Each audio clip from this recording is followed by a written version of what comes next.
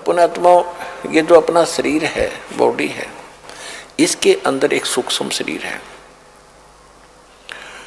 कभी आप सुबह सुबह 10 बजे से 11 बजे 10 बजे के आसपास सूर्य की तरफ पीठ करके और अपनी छाया को देखना, छाती में, छाया की छाती में दृष्टि गड़ाना 1 मिनट बगैर पलक झपकाए, और फिर उसको सामने देखना।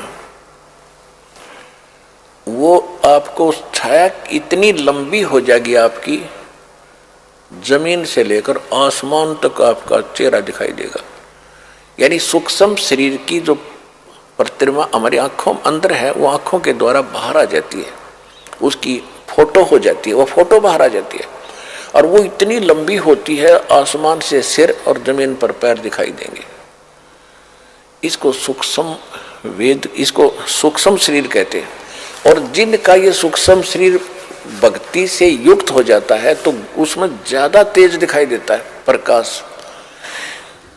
इसके ऊपर और भी बहुत से लक्षण बताए हैं ऐसे ऐसे, वो उसके ऊपर आपने नहीं जाना है, ध्यान नहीं देना, उन बातों को छोड़ना, क्योंकि वो तो जो भक्ति नहीं करते उनके लिए लक्षण बता रखे हैं कि सिर ना दिखे तो उसकी मौत हो जाएगी 5-4 दिन में, ऐसा हाथ नहीं दिखेगा तो भाई मरे का पत्नी मरे, उसकी नो का नो। तो इससे हमने कोई लिंक नहीं, क्योंकि हम तो भगवान की शरण में आ गए।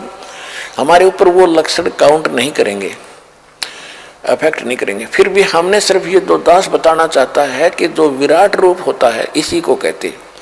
जैसे कृष्ण जी ने पांडवों को दिखाया था, वो भक्ति युक्त थे श्री कृष्ण जी पिछले जन्म के बहुत गणे, तो उन भक्ति की शक्ति से उसका जो विराट था वो बाहर एकदम उतना तेजों में दिखा।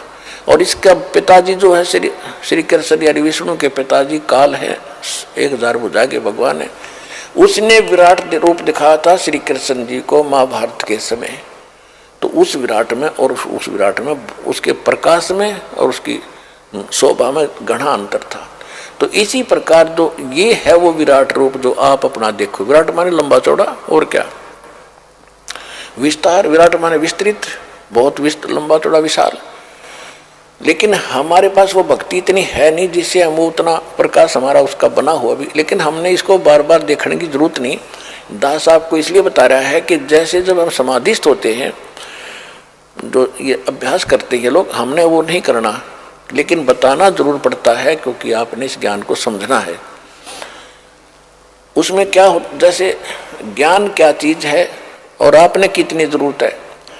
जैसे एक मोटरसाइकिल है, इंजीनियर ने मोटरसाइकिल बना दी और आपको उसको चलाना सिखा दिया, और उसमें कहाँ तेल डला है, कहाँ से ऑन ऑफ होता है, कहाँ से इसका स्विच लगता है, पंचर हो जाता है, इसमें क्या दिक्कत आती है, इसको कैसे ठीक करवाना है। आपको ये पर्याप्त ज्ञान है उस मोटरसाइकिल का लाभ लेने के लिए, कंप्लीट लाभ देगी आपको।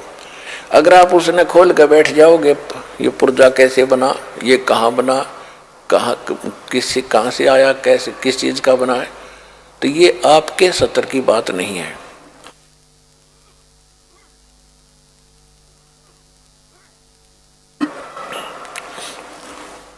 इसी प्रकार ये दास इस भक्ति मार्ग का इंजीनियर है। आपको राम नाम की मोटरसाइकिल गाड़ी बना के दे दी है, इसको कैसे संभाल के रखना है, कैसे चलाना है, कैसे इसकी सुरक्षा करें, इतना पर्याप्त आपके लिए। बाकी ज्ञान समझाने के लिए बताना पड़ता है। कोई नो ना सोचा कबीर साहब को ज्ञान नहीं था, ये संस्कृत बोलने वाले ऋषियों को हम विद्वान मान्या करते, इसलिए सारा कुछ बताना पड़ता है। तो ये अभ्यास करा करते ऋषि लोग, तो ये ध्यान लगाते हैं। ध्यान में क्या होता है कि ये सूक्ष्म शरीर इतना बड़ा होता है, ऊपर तक चला जाता है। उस सूक्ष्म शरीर के अंदर सूक्ष्म आत्मा चलती है। फिर अब रामा उसके अंदर पूरा प्रकरण है, पूरे ब्रह्मांड का, सारी सब कुछ दिखाई देता है।